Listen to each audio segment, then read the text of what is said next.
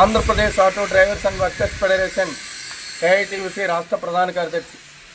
కేంద్రంలో ప్రధాని నరేంద్ర మోడీ అధికారంలోకి వస్తే 100 రోజుల్లో ప్రజల వాడే నిత్యావసర వస్తువులు, డీజిల్, పెట్రోల్, వంట గ్యాసు ధరలు తగ్గిస్తామని హామీ ఇచ్చారు.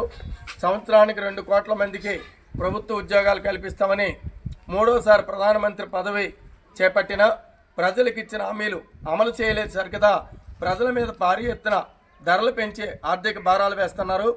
ఈ నేపథ్యంలో ఆల్ ఇండియా మోటార్ వర్కర్స్ జాతీయ మహాసభలు సెప్టెంబర్ 24-25 తారీఖుల్లో బెంగళూరులో జరుగుతూ ఉన్నాయి. దేశవ్యాప్తంగా వ్యవసాయక రంగం తర్వాత అతి కీలకమైన రంగం రోడ్డు రవాణా రంగం. ఈ రోడ్డు రవాణా రంగం మీద కేంద్ర రాష్ట్ర ప్రభుత్వాలు భారీ ఎత్తున డీజిలు, పెట్రోలు, విడిభాగాల ధరలు పెంచడంతో పాటు టోల్ పంజా ఫీజులు, ఇన్సూరెన్స్ ధరలు భారీగా పెంచి రవాణా రంగాన్ని దివాలా తీయించే చర్యలకు పాల్పడటమే కాదు, ఇవాళ డ్రైవర్ల పేగలకు ఉరితాలేసే పద్ధతుల్లో నూతన మోటార్ యాక్ట్ చట్టాన్ని తీసుకొచ్చారు.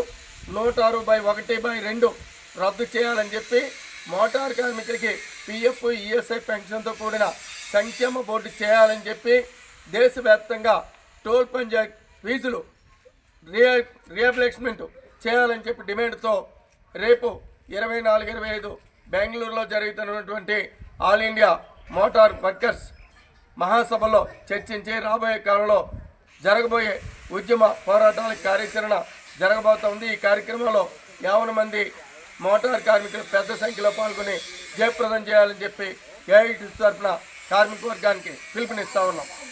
ఏఐటీయూసీ జిందాబాద్, జిందాబాద్, జిందాబాద్. ఏఐటీయూసీ జిందాబాద్, జిందాబాద్, జిందాబాద్. బెంగళూరులో సెప్టెంబర్ 24-25 జరిగే జాతీయ మహాసభలు జయప్రదం చేయండి.